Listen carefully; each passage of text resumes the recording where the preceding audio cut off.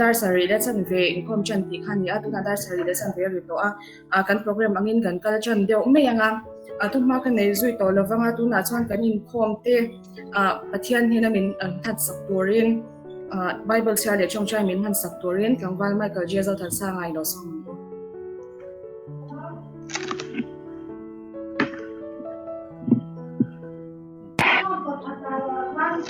Thiên thiên thiên lung ai thằng ngu, ni sao ya? Bung song đi bạc hạt, trang song bát thum, kỳ lal pa in Thiên hiền, lão su, các trần bùi đón châu, tin in cột tiếng làm chu các chèo đón xía, Thiên thứ thiên thiên ngân xía tắc cái mình sòng sọc rồi xe, trong trai ngu, lal pa Thiên du tập mình vẫn tu lal pa, thế này hiện cái này, trên cái page chân bùi này tới chu, sẽ bùi lên cara. Ang mà việc thì nó cũng trả mình xếp sẽ quên lòng tôi nó sẽ sai anh không muốn mình cho sự nó tập chắc mình phơi chứ cũng cứ có tao mình làm mình mới bắt đầu cái sáng rồi điều chứ amen amen le hun chang tu lo kha chuanin microphone kha kan offanga amidam kana lo beng chen le kha thei takin tuna chuanin thupuang turin unit secretary kan somanga unit secretary kan somzo hian Bible share na nei turin tlangwal zo sang ze la khalawin ring hal sela achani tuna unit secretary lo somang katung in thei tura kan ngaya ama sain zaina hetilai huna in khom na lo tel song te kan lo pai so Krista megin chibai kan buk chewa hei zaina hin bial chung zotlang pastor bial chung 3KP member te thì mình còn tel quy ni tên kan share thì chuan hay kan lo em maya kan M3KP secretary reverend KL Pia kengan ku cha min ron pon chua sak ti do na achunga te po khanin unit 3KP IO khanin lom thu kan soinon vele ni ta sela thì chuan hay zaina hian ka theology zirpui ka batchmate ten thì min ron tel pui ve ni ten ka share somna te po ha kan siama an la boy de hlom view in kan ringa ma se an ron tel ni in ka share kalom em chunga pokhan lo kan soi ni ti chuan in zaina kan in khom in ka hi nula lo thon pui ani hi an executive committee member ka ani ti chuan program khachu kan froi tu khanin aron soije turangai ta la ka soi to lo mai nge ti chuan he kan M3KP secretary oma unit anga kan report tang pui te kha i hriat te kha an du takin kan report zor nga toite te in ame sabera chuarin kumina hianin 3KP member hi tun din hona hianin member hi nipa hi za som hi pathum kan dia nei chia hi somriat le pali kan dia kan va in tuna hian member hi za ni pasari kan ombeka kumin chunga kan 3KP budget hi cheng nuai ni singthum sanga ania cheng nuai ni singthum sanga hetta kan ti hlotin to te hi BL3KP target kan nei cheng sing khat sang ru kan nei kha kan pe to a ti chuan missionary support cheng sing khat sang ni kan nei kha kan pe to bok ani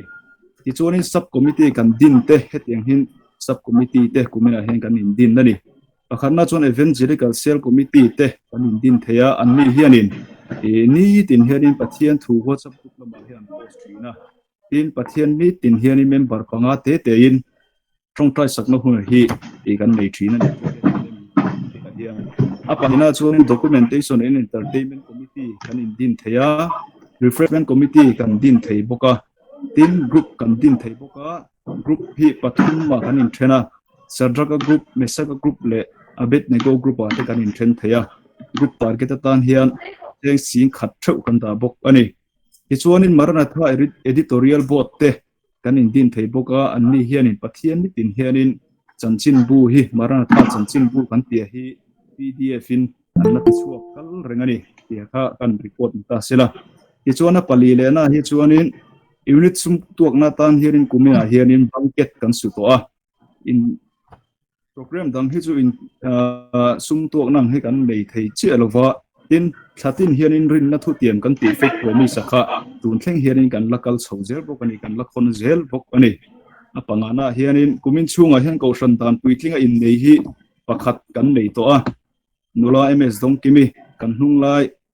ni som hi le pahni ni nga ni khanin ni pasala ne ya in kai hroina kan le angin holy bible le citation thu sia kha 3KP mingin kan bok ani pathian chuan hei kan unit hian kan changna sem mai tun din hun thleng hianin member hi TKP member bora la hi kan la lo bok ani parukna chuanin M3KP board sai COVID-19 awanga M3KP tungtrai rona huna kha March ni som panga in rin ni zan khan le ani a kan 3KP member 10 kan ngai poi mo hle maya hi member som thum le pali 10 e tungtrai na hun he kan mang thei bok ani pasarina chun 3KP ram thim ni mei ni som hi le pakua khani a biak in lama hun hana rem lo wang khanin 3KP WhatsApp group a khanin sarmon ziaka post ani a chuanin hemizan hianin tongtrai rualna kha mani huna rem changdan angin kan mang te bok ani pariat na chuanin pathian khongaina zara hei Google Meet te WhatsApp mangten executive committee ten meeting te kan nakal chuang theizela inkhom na te po kan leya quiz te po kan nei to ni yang khanin COVID-19 awangin ibiak in lama hun mang theilo maila WhatsApp online kaltlangin rongbol na fa kang tokin kan kal chhok zel ani apa kuana kuanin voini thlena 3KP minga tanpuina kan pek chua to te hi kan ta lang zor zoranga akhana chuanin reverend vilal thamwana damlo tanpuina kha cheng sang hi kan pe a ni dot le chuan BCM veng pui zol nuam biak in kang tanpuina tan khanin cheng sang thum kan pe bok ani ti chuanin kan 3KP member COVID-19 awanga har sat na tok te mi pakua te hena khanin tanpuina cheng sing khat sang hi voini thlingin kan sem suak to bok ani somna hian kumin chung hian kan 3KP member te zinga COVID-19 positive pahni kan neya heini zan loka po khan kan 3KP member nula silal mangai COVID-19 a positive ti ka chuania tuna hian en kolme kan ya tong thana te po kan thret le taila a thome ti chuanin kan som chung hi kan theta khanin 3KP day for some sarina ania anniversary ni van khanin i darvok te po kha voi som sari darvok tu ti ka M3KP lama tangin tu kan huwa ka kha them to ka bozuin heta hian in unit OB tele senior advisor rem chang te khanin zingkara darvok kha kan tummek bokani tin hemini pol vek hianin YouTube lama upload turin sermon in khom kha bot sai kan tuma borok yom vele shooting ko kan chome kani ati china kha report toy kan pek thei ka chu ani Hello, my name is Unit Secretary in report Kim Chang nei nam takin aron pekheya chunga khan lom thu kan han soyani ti chuan kan Unit Secretary na kwantak ang khan zan ina hianin guest speaker kan nei dona Reverend Kedal Biak inga kan M3KP Secretary zaina kan zinga ron tel thei lo me thu cha kan ta na ron wat seya chung te chu kan ngai thla thei dona kan van nei in ma kan unit hi pathian na lom thu soina tor ni in ka sha chung te po chu tin kan Secretary na kwantak ang thau khan nula silal mangai nula a ngai ni zana ma COVID-19 na positive ti sha chani a atan khan chongchai sakila taksa le thara wa hendat na manglan mal somna lo dom thina torin le asung te zong tan te kan chongchai sakanga tin quarantine lai mek te po kan omin ka sia a kan unit chunga le caution chunga te po antan te po han chongchai sakila ti kha kan soi te le po kani tuna chuan reverend tlangwal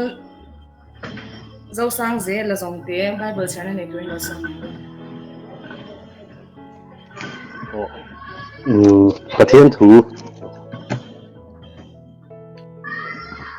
pathian thu lo ngai thang lu thu fing te bung som pali chang som hi pathuma chang som hi pasari thlengin bible mun thuma tang kalo chiar don ani thorim na zong zong a hian hlok na oma ka soi mai ro chuan takran na mai atlen ani mi fing lal lukhum chu asumania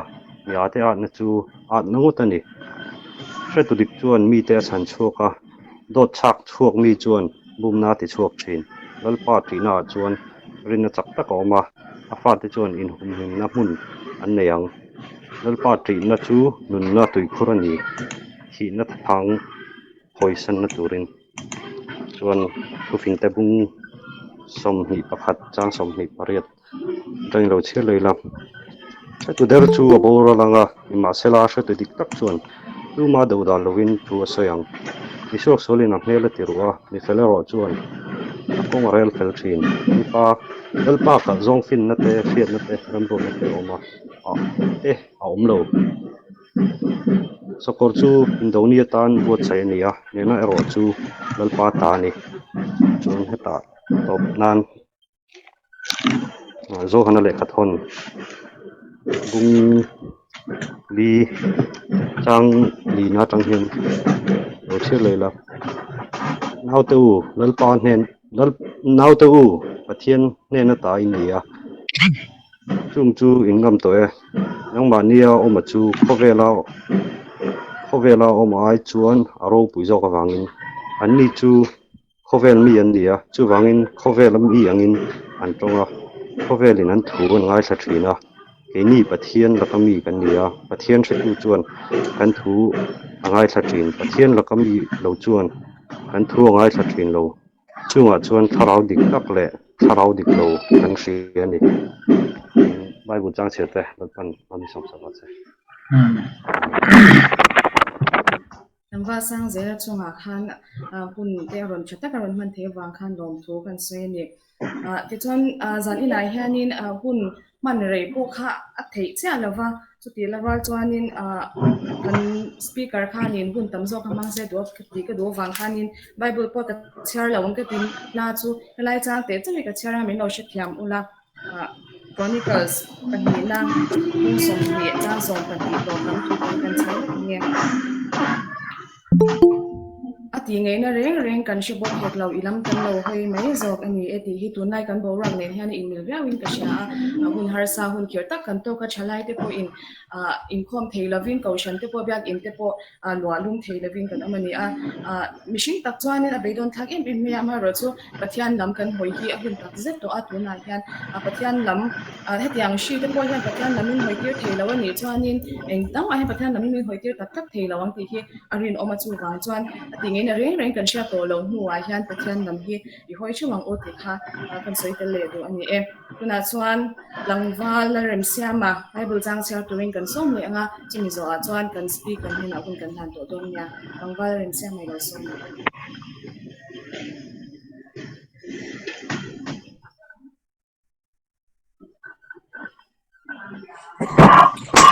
Pathian chu thil hem sharing lo ngai thlang luka bung ruk chang som hi pasari achanga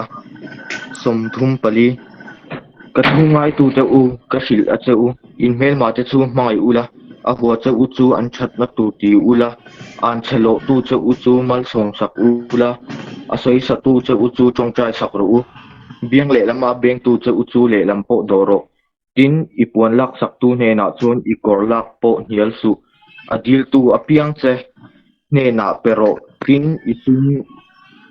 isum lak sak tu chen ne na chon dil le to su tin mi in ichunga antia indu tur ang zelin mi chunga po ti vero u tin in mangai tu te chau in mangai hian lom enge in so ang misual te po in an mangai tu te chu an mangai china sin tin in chunga cha te chunga chau in chat hian lom enge in hlong misual te po in chu tiang bokin an ti thina sin tin mule beisei na nen chowa thil in puk tir hian lom enge in hlong misual te po in angai ve ka mutur le mule turin misual te hena an puk tir thina sin ti thleng ni selan Bible jang setel pan gan zatan mal min som sapro se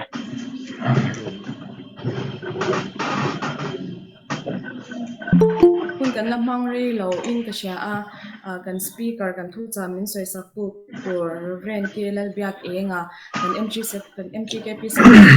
ha tu na thu cha se turin kan so manga a to po ama khan min man sak lo sela a cha nge ina so ma ole hello me in zawain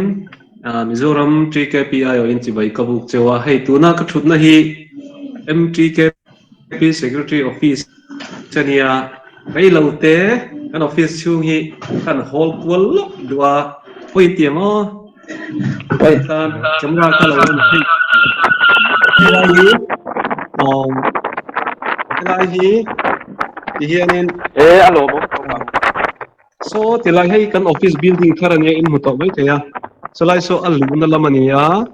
hian helahi ani labi kan tulo ka oma la hian in fellowship department kan omta ani chuan la hian ken pi ko coordinator chua PS lagi tangi chua la hian nula lalming moi chong thu MPKHP laman chua chuan hela hian in worship director thuna nia helai tak hi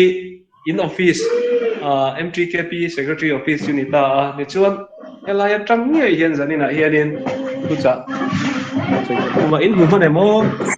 chu ka camera ka reverse thei thi lo wa hei zanina hian in MTKP ina kan vision timayang kan base le kan dream COVID-19 hemi hripuileng awanga unit te kan ngen na tibotingin tiang nangma ni ri rupok chuka in be ko ni mai theya program dom tak mai in buat sai hi aro pui ka ti mani ni te hi that lo wangin rem chan na leizel ro tin til ko polan de fesi committee na la ta na soya tin MTKP te po hianin hun lenga mo chena kanin social media man tangkai dan kha kan injirtira chuan unit tam tak chuan in amman tangkai hunaron thleng a chenga an mang le chuang lova e chot pu unit chu in fing khop maya unit mang tangkai thiam tlem te zinga in tel hi aro pui ka ti tak setani chuan in nachina khan kha in nei te kha kan oma MTKP ro rel electric bank khanin in nei certificate hi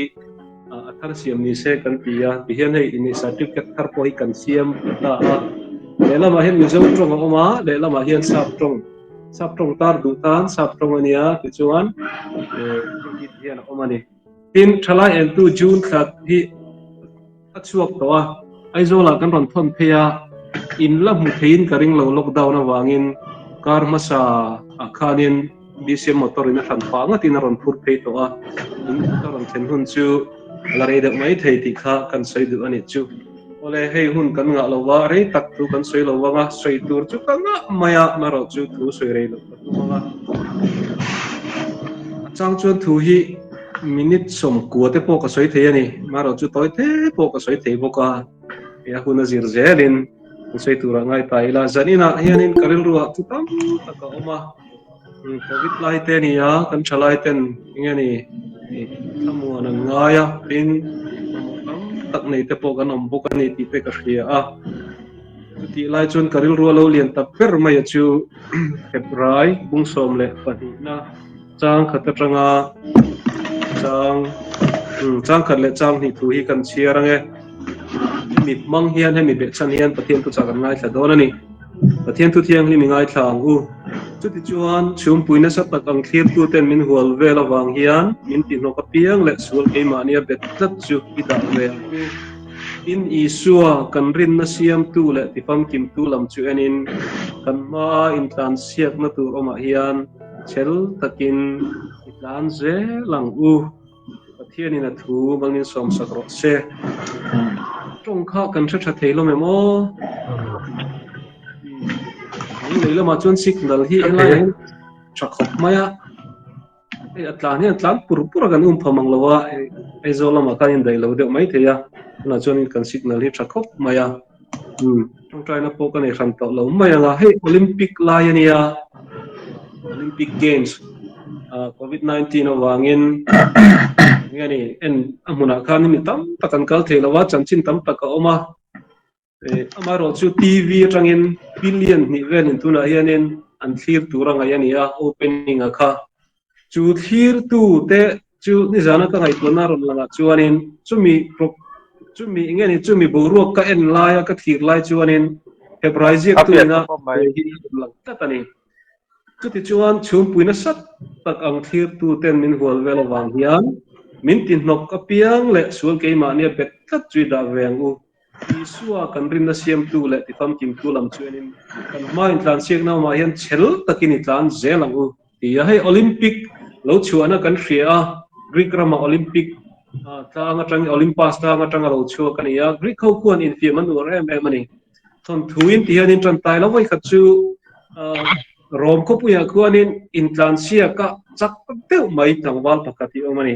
pakhat na hi ala deuh zia thina chu tangwal chuan chuan pahnih na la thin khanin chu tlangwal chu phak dana ngai tu ta a in tlan siak na mola chuan an tlan ta a mi pui sang ta takin an thira chuanin in tlan siak an han tran ta a pakhat na ni thina kha ti khanin tlan le ta ani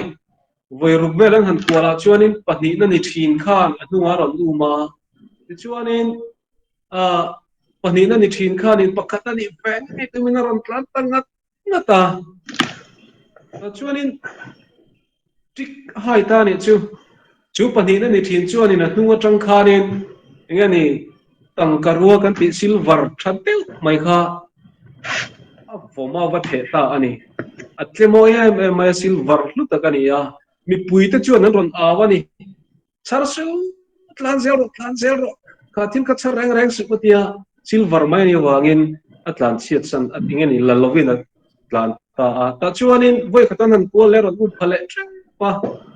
pahnih na ni thin chuanin chu pakhat na ni thin pa ma chuanin rang ka chak hlom lian hlu tak mai kha va vor le ta ti chuanin mi pui te khan chu pa tik chun ria tlan zero char reng su kha thil ka tin an ron aw lo ya ti gan ron aw bokani ta chun chu pakhat na ni thin pa chuanin char lovin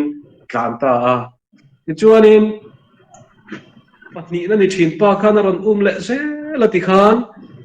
atopa chuanin lung thalu tuk mai hi chu pa ma chu na ron the ta mi pui ta chuan char su tlan zero an lo tian an lo aw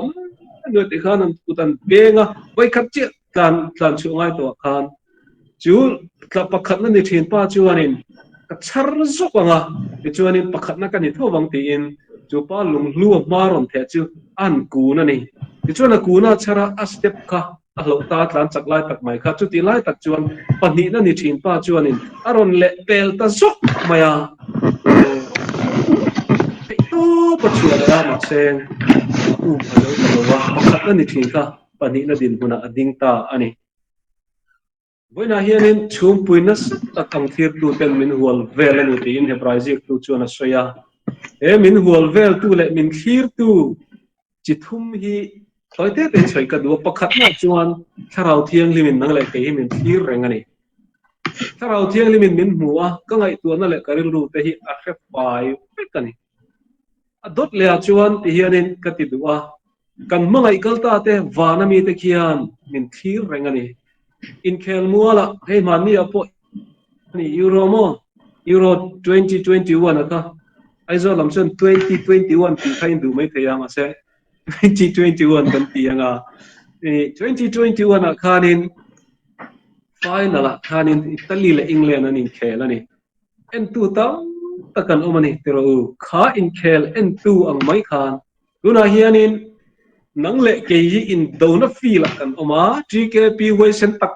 te kha in dona feel kan oma kan mel ma chu mi dangam ni lo ramwai ho tu na leng vel le o kan thin lu lo thok thin hi kan mel ma te chu ni ya chung ho nen chuan zanina hianin kan in khel me kan ni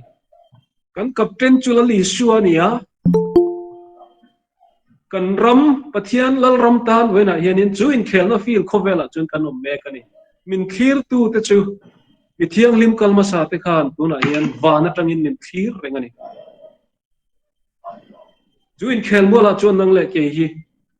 kan team captain la li su command na nuaya khel turin in khel na feel kan om ta min thir rengani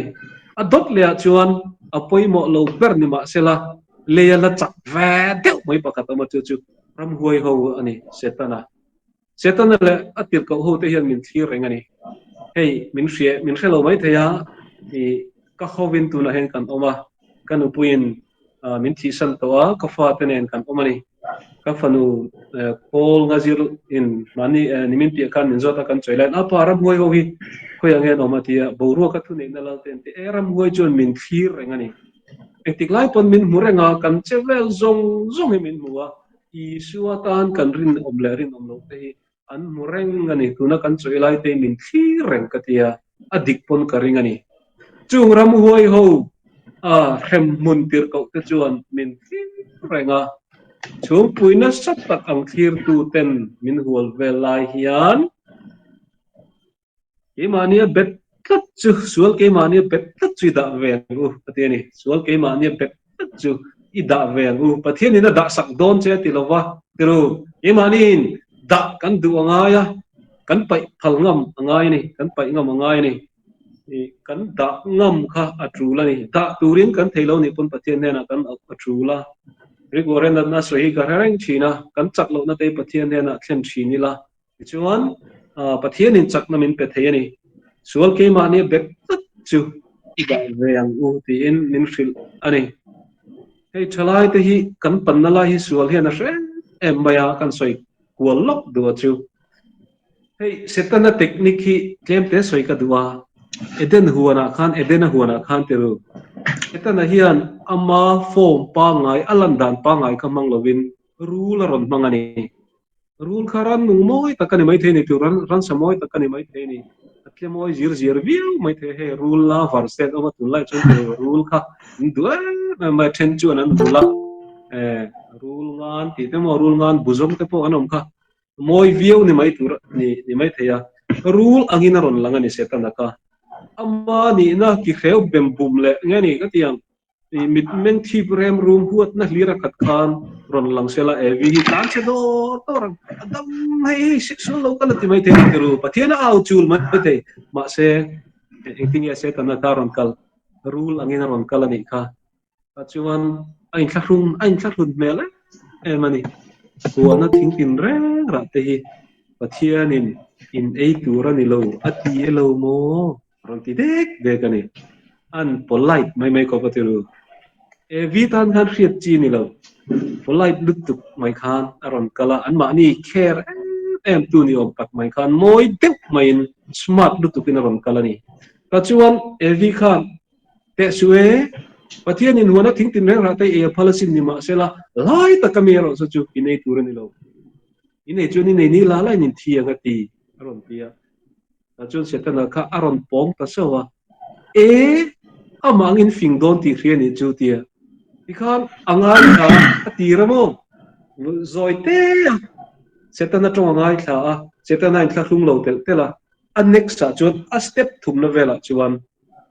thina ra thak takha thengta ani chu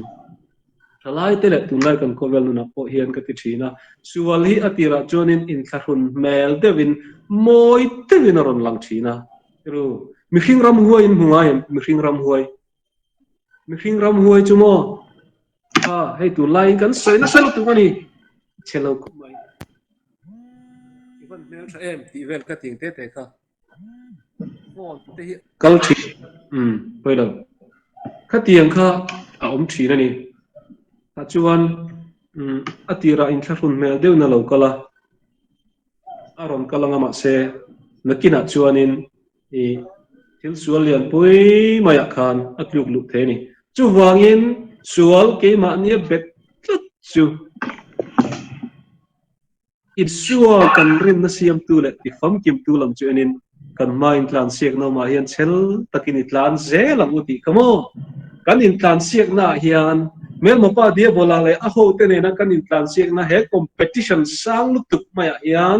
engtin nge krista zara te kha kan hrengang teru tharau thiang limin min khi renga setan na le ho ten min khi renga lal i suata na kan khel kan chak lo lai hi muan chak em ani chuti lai chon tharau thiang limin zaidam takin ne tu kan ni thena turin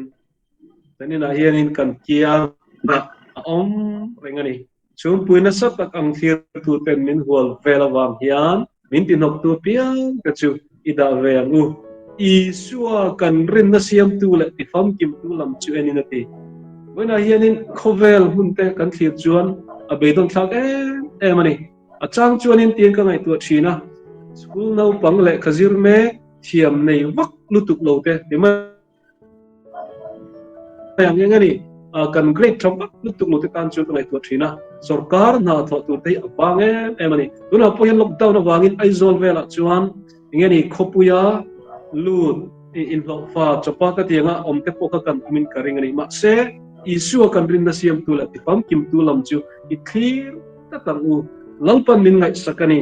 kan ma in tlan siak na oma rin na intlan siak na te teru lali suai na kat intlan siak na te ring tu te intlan siak na chu thiang lim na konga te ani nun thiang lim na konga te tin fel na te tai mak na konga te teru pathian thu chiar tai mak na konga te ang trai na konga te tu tianga chuan chel takin intlan je lamu te bu chi the tu te khin thu chan china kan muwa khami ale tam takin chel takin an ra thina ni ti kherani tu ni chel takara hunani ya kan se ta kan covid awangin chalai te chau kan ni lo ko ranu pa te pastor ta takpo kan tharau lam nu na chawa kan nguai ani adik tak chuan kan fellowship thei to pok si lo kan bial pa te nen kan in mu thei to pok si lo tiru kan bial nu te nen kan in mu thei to pok si lo ma na klaya bai ka hanin phur de lo lop thin te po hai phur lei thei to lo kha ni ya kan in mangai na kha kan in link na kha nge ni electrified relationship kha ni to ni chumo chu tiang anga chon kan uma kan ril ru abuai ni mai thei amai ro chu zanina hian isu kan rin na siam tu le ti pam kim tu lam chu anin kan moi kan siak ma hian chel takin itlanang u ti in min fil ani ein tlan siak na hian kan sweta kan mel ma pa se ta na chuan pakhat na ni nge tumin kan ma min tlan khal nge tumin thil lu tak kan ma aron da don ani tru chang chuan kan be sei lo tek thil te ron da anga ma se chu wena hian it kan chet na turani ti hria a nge ni kan en lova kan malama kan tlan ngam a tru lani ani chuan ma lim na uma bang chuan mual pho na chungai ne pin cross chu tura tiang tan isua lam kan khir lo chuan khovel kan khir chuan peidon na te kluk na tur te thil tam tak kha umani chu tiang chu paltlang je turin boina hian lalpan nang le ke lo chu min nei lo ani tiro tum khat chu ka te sumani toy te kan soi tiang long tlai a kanom lain bnp meet kan nei ni chuanin unit changkang vak po ni lo thingtlang unit ami hi ron kala ron zaya lalparam lak tumin khovel a hian ke ka kal zel ang ka put ni ti la kan ron sa ni ta chuan achang pakhata khan na tho chun zom ze tur tu ngai om ke hi min thlang ta kala li suan ti la ya khan ka puak ke in ka hriani ke hi min thlang ta kala li suan wena hianin ingani TKP te Mizoram Sarkar te le hey Youth Commission kan ti ten Central Service aludan tu te tiru combined course combined exam aludan tu te thil chi rang ka thina UK na tho dan tu te in local channel ate po ka tiang na tha thok te kha kan koma kan ngai sang thina ni ngai san omani ama ero chu wena hian chu ai ngai san om chu omani ana tho chun zum zel tu ge Nalisua Kristan na tho chun zum sel turin wena hian nang kha som cheni ke hi min somai min du lo ni sela min ti hlum dai tong ti ke chu ko ngai da ni chu wangin zanina hian nang le ke hi kalpana na tho chun zum sel turin min du ka tani chu male wan ro puyer tero ei uzoram thangai mo pulal than ho la mo hian wai khat ma hi personally in la phone lova kan chief minister kan chu soilo kan minister dang te ko yanin wai khat ma min la phone lova ni la phone don thin chu MGKP organizer secretary kan in ho chuan mual bu tangte mual bu ko musit ta ni la kapu thala enti walo thleng har ve I vel te kha ani ka don thin mo don thon big lo pani ite hau na chi kan tha dong thina ka ka nai na ken telani englal ma hian min la phone ni lawa kan in ron len poi tum ngai lo nani poi ning teru in veng VCP tak nian po kan in na lo leng teng poron ti mi ti lo wang ka ring lo ma se ka ti dona ni zaina hian kan chan ro pui zei mo le wan lang berin ana tho chun zom turin min thlangani chu ngai te kong khar bula dengin ka ki on ro puyam tiru kan kong khar bula kan in sio mani chu le wan lal ber ina kalau lu tange thim no kan kalau lu tange ina kalau thok zero chum puina sak takina gol che ma se arei don lo nakina lo man lu tak itan da ani Yeshua kan rin siam tu la ifam kim tu lam chu enin kan ma in tlan siak na uma hian chel takin itlan ze lang u chel takin tia hian shom torangai tinan tu la ya chunin ka soi zo tre to ni o chalai tam tak ke po kan ve tho mai mutte har teru dar so pani ma mutti chu harani dik chuan zanate in bual te kan dual ta exercise te kan la kan thana ti kan cho te kan ne dar so pani lo ri mai zela pathian tu chia na hun te hi awang ma tu ti lai ro chon ke mani tu zong ti na tan chon hun kan ngai em loi si ani ana tho chun zom turin zanina hian lalpan min thanga chum puina sa takin min hual vel ram huai ho le se tanan min thi reng tarau thiang le min thim reng mi thiang lim kalmasa peterate isua wanga pero an lu chum ban chum huam an lu tan sakte Graham Stewart stay na te pa fa te kha mo te khan pa na tangkian min thi reng ani chu wangin voina hian kan rita siam tu la tisfam kim tu lam chunin chum puina sak takin min hual vel la hian kal ze lamu nakina van ram kan thenu na enge kan soi veng le teru mi lampa ente nangma wangin hal lum ka to ka sin ten tianga in hian he kan soi veng lampa nangma wang hian nge teru hil tur kan van viau mai thei wena hian chum puina sa takin min hual me ka chu min hual tu te chu piang thar lo te pon min hual ani teru social media kan thil tar lan du zong te kan mail kan tar lan du dan te po hi poi mo mianin ka reto ani piang thar lo te kan chen tam tak kan pon te ka tam tak kan IG te Facebook te po kan chen piang thar lo tam tak kan omang chu tiang ang home batan te chuan ho min clear tu chum puina sa tak ang ho min bela hian ke ma ni min tin ho ka piang chu paila isua kan rim na siam tu la ti pam kim tulam chau chu I clear ang u hele dam chu re lo te hian rinom takin rinom le tol tako min ni tin rong ko takang aro puina chang ve turin dam chu hian be zelang athu kan na thak lalpan kan jata mangin som sagrok se Amen. amen Amen.